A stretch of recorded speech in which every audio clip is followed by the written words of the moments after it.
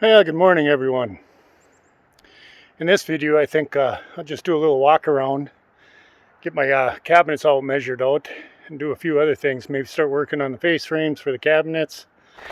But the main reason I'm coming out here today is, as I said in the last video, I plan on putting a wood stove along this east wall here, an old wood cook stove.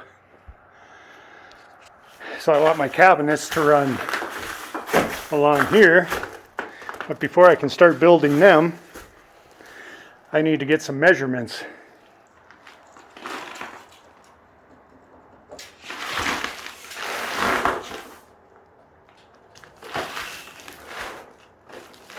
I've got 66 inches to the center of the window.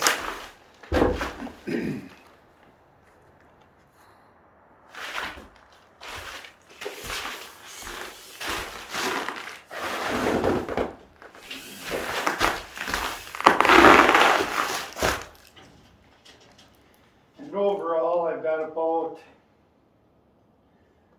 119, but I don't want to go full length. I want to grade in the trim for the door.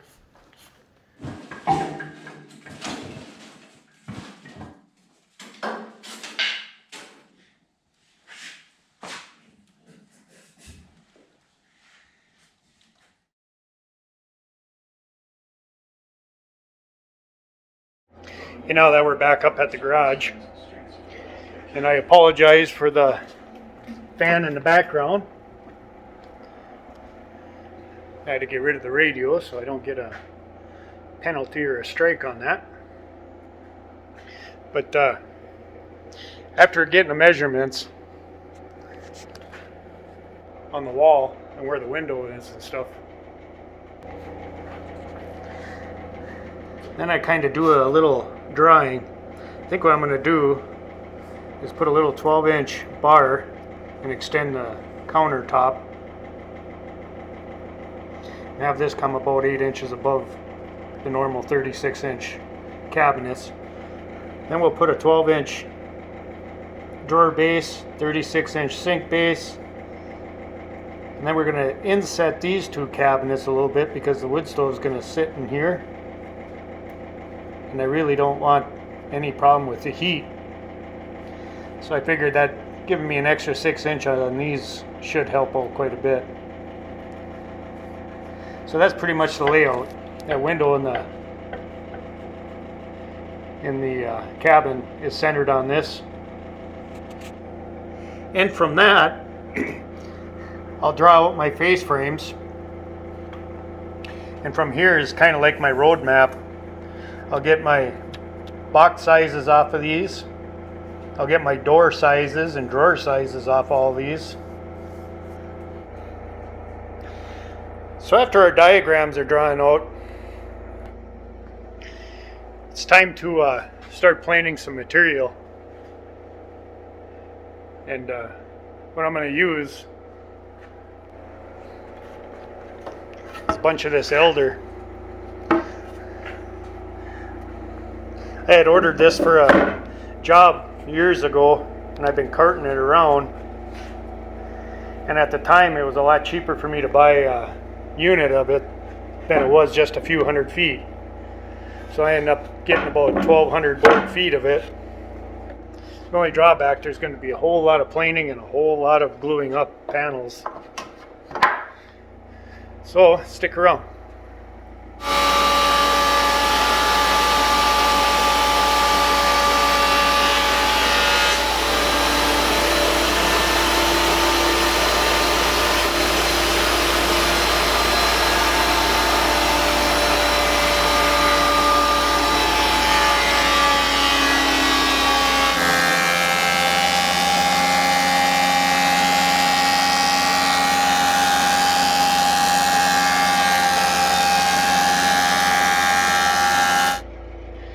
Anyhow, that's the process with the planing.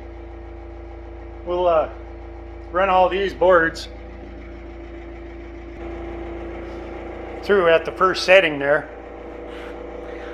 Then I'll adjust that to take another 1/16 inch off or so and get the back side of the ones I just did.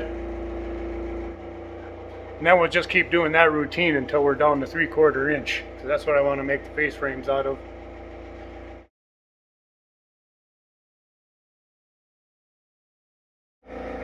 All planed down to 3/4 now. The next step will be to run it through the jointer, clean up one edge. Some of these I may have to cut in half because some of them got a real twist to them. Well, good morning everyone. Once again back out here in the garage. Kind of a snowy and blustery day out there. So after planing all this material down yesterday, down to 3/4, now I got a straight edge one side. I don't know if you can see it, but I got to take out that bowl, and I'll use the jointer for doing that. You can probably see it better here now. We'll be taking out these bows, getting one edge straight, and then I can use the rip fence to straighten the other side, or rip it down to thighs. So that's what's on the agenda for this morning right now, and then maybe I can start getting to the face frames a little bit later here. So stick around, check it out.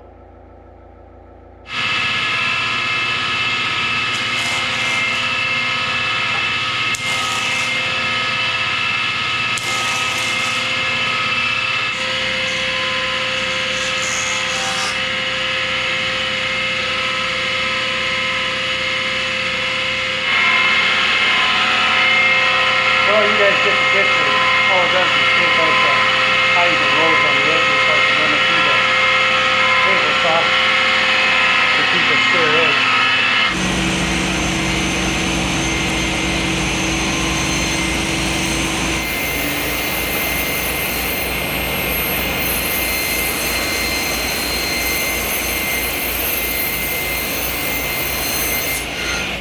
I know it seems like an extra step running these through the saw and cleaning up the other edge, but when I do it that way, I can grab any one of these boards knowing that they're same width from end to end. I think I'm going to get rid of this for the time being, build this one just a little bit longer, and wait on this cabinet until I see how everything sits in here. I'm afraid this area will get too congested, so I think I'm going to leave this area out, or this cabinet.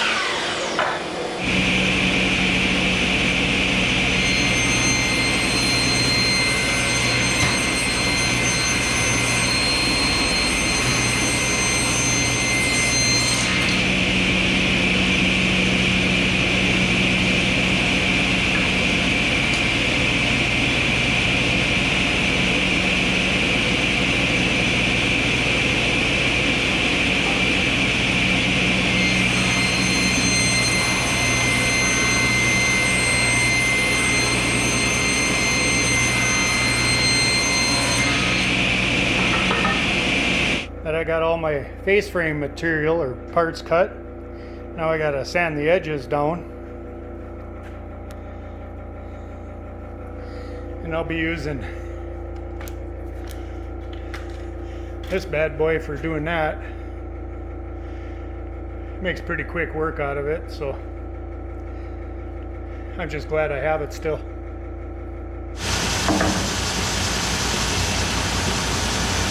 I intentionally oversize these like by 30 seconds of an inch just so I can get rid of all these mill marks.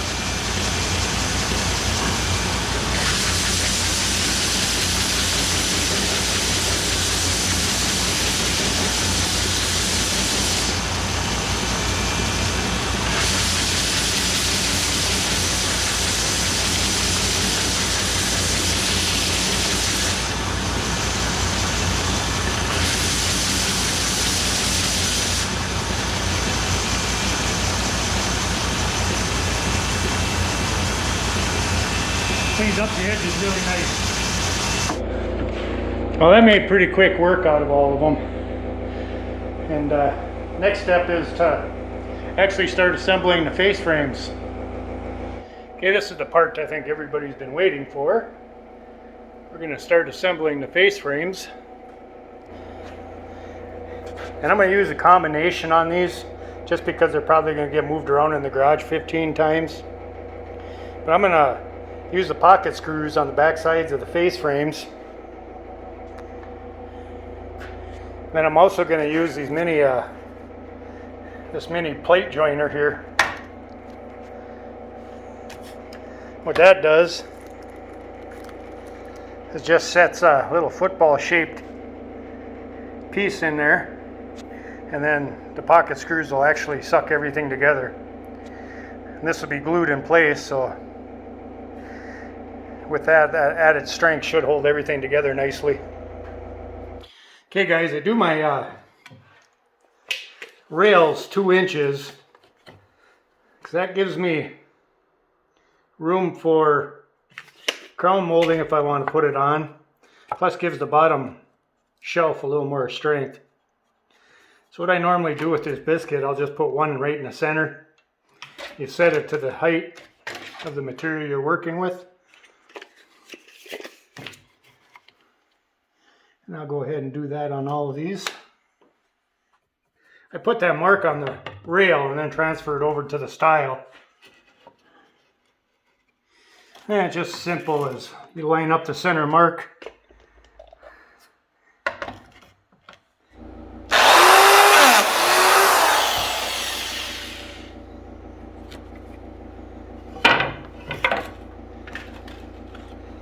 Do that with all of these.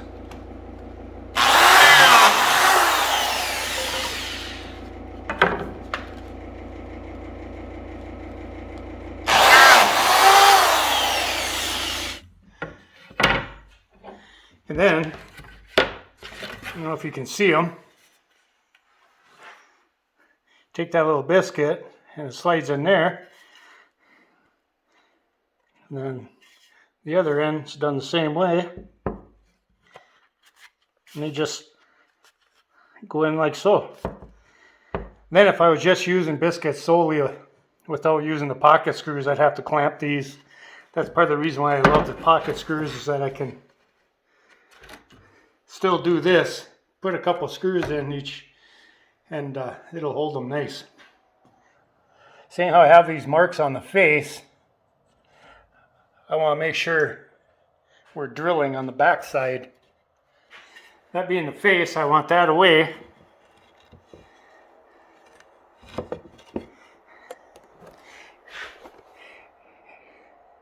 And there's 3 holes. Seeing how I'm using the 2-inch style, I'm going to use these first 2 holes, kind of center it on that. I'll make sure you got it nice and flat on the bottom there.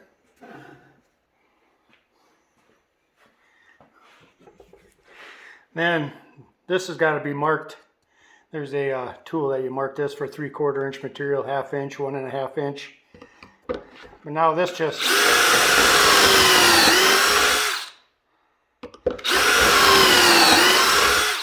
drill your holes.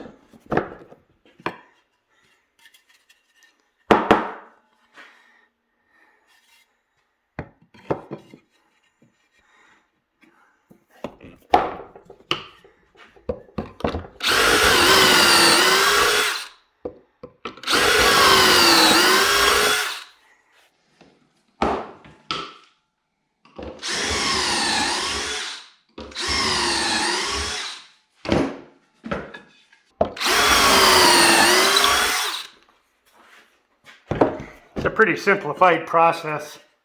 This is another reason why I love pocket screws.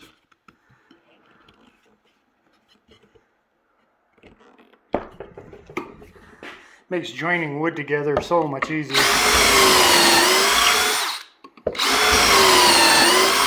You don't have anywhere near the amount of time waiting for glue to dry.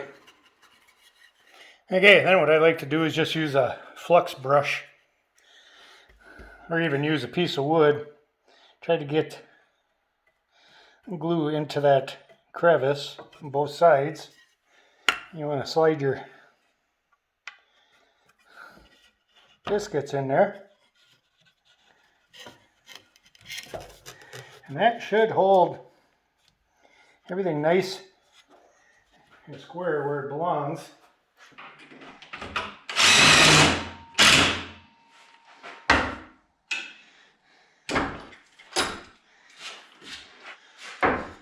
But before we let this dry and set too long, we want to check square.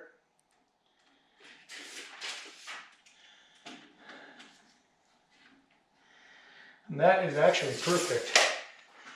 Now we want to set this aside. This was an upper cabinet.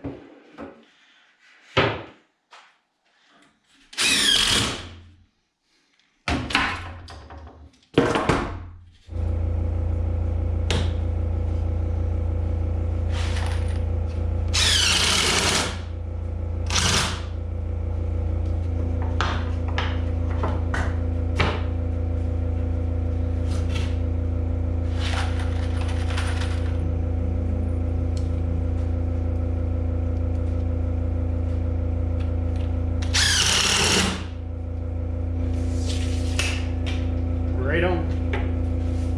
Just checking for square there.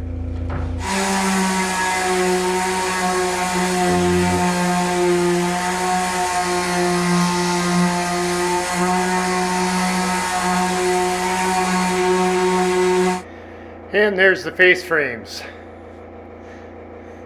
Got the drawer base and then the cabinet above the drawer base. That'll be the sink base with that window centered. There'll just be a 24-inch upper and lower, and then because of having to take into account for our 3/4 interior wall, those are 23¼ inch. I went oversized on the uppers. I did 42 inches, seeing how that's going to be like 10'6" ceiling inside. So that'll give me that little extra upper cabinet space. And I don't remember if I put it in the video or not, but I was originally going to have a small island come off that drawer base. There may still be enough room, but I kind of figured I might get a little clustered in the kitchen area if I did that. So for the time being, I'm going to leave it as so.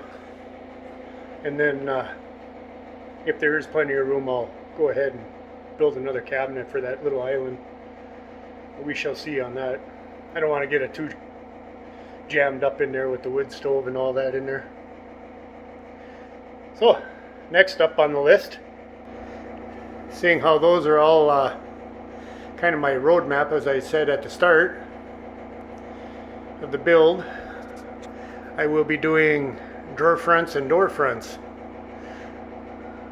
But I think that's enough for this video, so we will see you in the next one.